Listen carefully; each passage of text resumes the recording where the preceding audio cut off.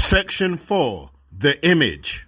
Because of their intelligence and ability to reason, the wise ones have progressed and evolved in their ability to protect the self and its desires. Standards of living have been created that determine the measure of happiness associated with human behavior.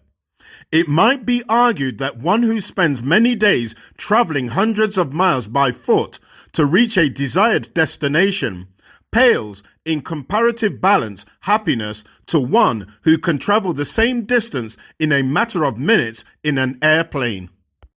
If presented with both options of travel, one who has the ability to reason measures each option by the standard that brings the most balance. The innate realm of personal choice that supports each individual creates variables, which cannot be ignored when a standard of balance is being sought. One who travels by foot might enjoy the fresh air and the exercise, while the one who travels by airplane might enjoy the time saved.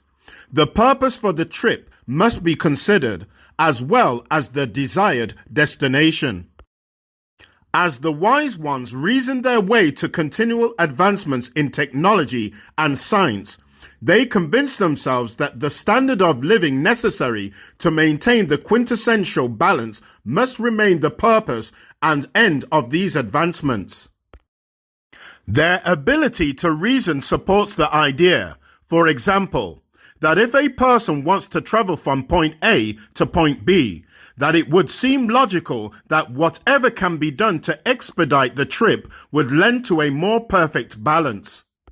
Ignoring the laws of nature, which mandate that a 50-ton mass cannot disregard the law of gravity, these wise ones use their superior intellect and free will to find a better way to make the trip in less time.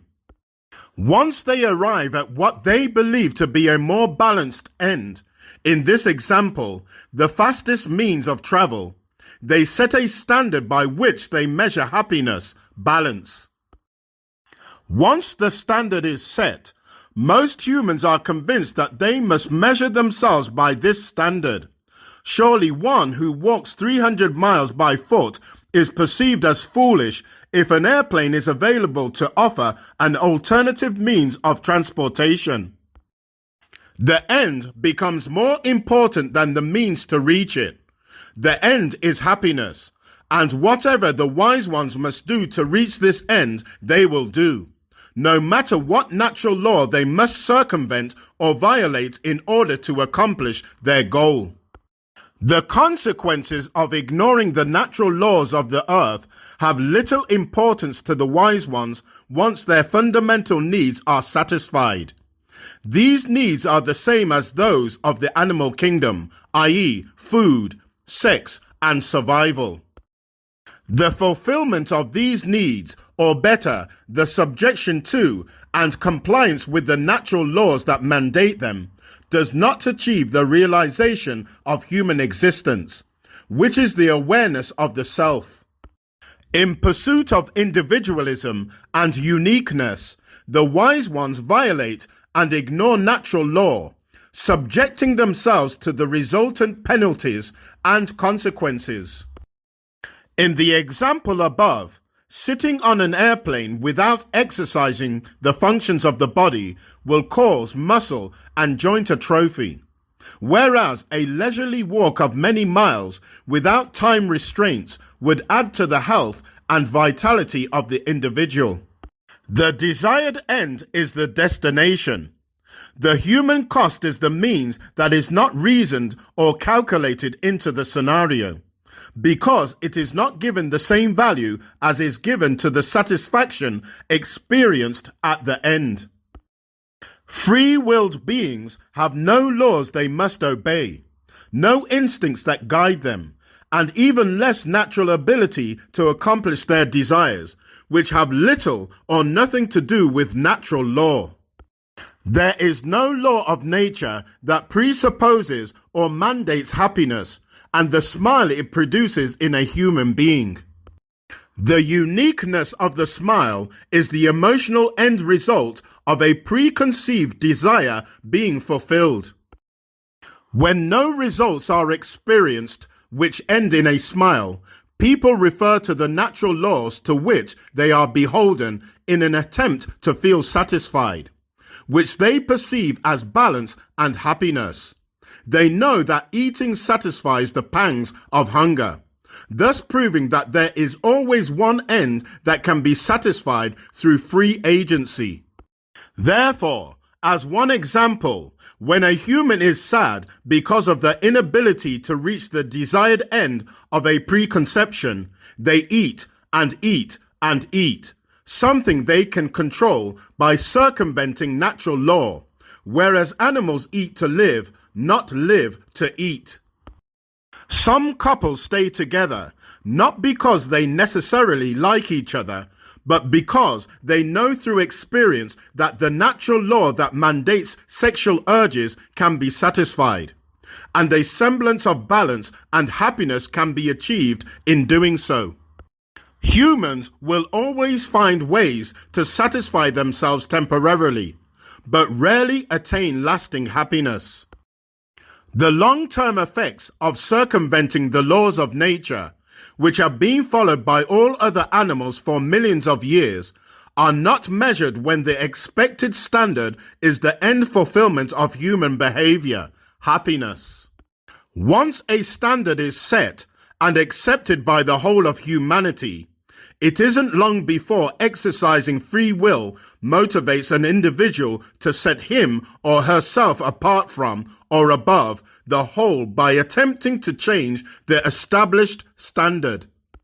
The reason for continual scientific and technological advancement has little to do with what is best for the whole, but all to do with what will help promote individuality. To be the one who discovers the next great step in the standardization of human happiness lends to the constant desire to be recognized apart from the whole. Inventors, explorers, scientists, actors, musicians, athletes, business icons, or whoever differentiates and distinguishes themselves from others all have one common goal: to become the one who sets the self apart from the rest. However, these personal goals are not shared by everyone. There are many, many wise ones who have no interest in setting themselves apart from others in this way, but have found their own happiness in other ways. They have no desire to outdo their peers, and consequently contribute little to the advancements of technologies that ostensibly support human happiness. Yet even so, they too, in their own way, seek individuality. Ironically, through their efforts to establish a universal standard of living by which all can benefit, the wise ones have created their own opposition and challenges, which diametrically oppose the balance happiness they seek. From technological advancements, cities are developed and concentrated on small tracts of land where happiness is hardly experienced by their citizens. To escape urban sprawl and the crowding effects of these advancements, humans escape to the mountains, deserts, and other natural environs left unaffected by the standard of living effectuated by the wise ones and forced upon the masses. Humankind circumvents natural law and its environs in search of happiness, and then ironically returns to these same environs in their natural state to recapture and experience what they lost through their own actions. All humans want to experience happiness. Nothing is more soothing and provides more comfort than an unforced smile that comes as the result of a preconceived notion or desired goal being fulfilled. Goals are based on what is conjured up in the mind. They are images created by the desire to experience happiness, which are directly associated with the need to sustain individuality in a vast sea of humanity.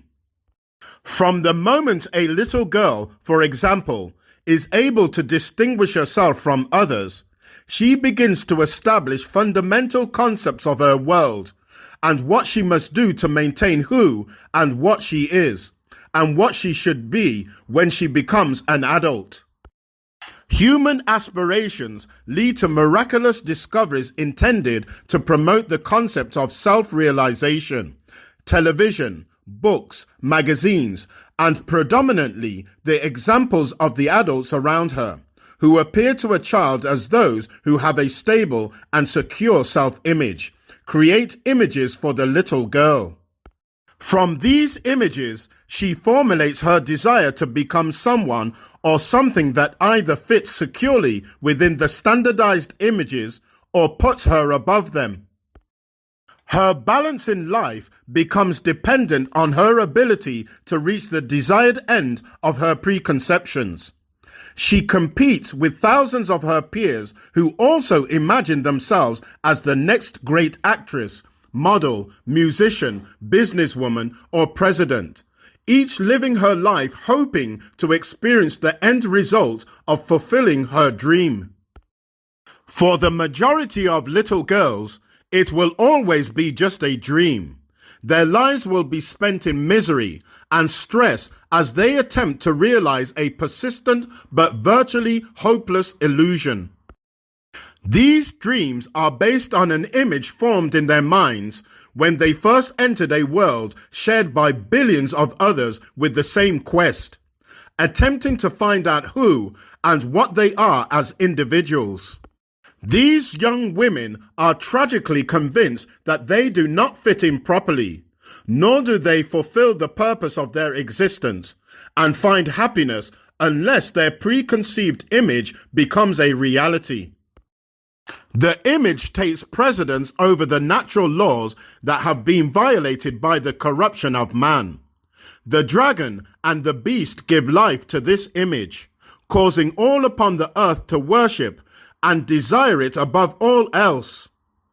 A hope of a life of happiness has become dependent upon this image.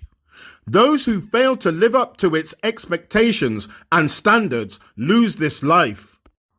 In essence, they are killed. Those who relentlessly pursue and worship this image have no rest day or night.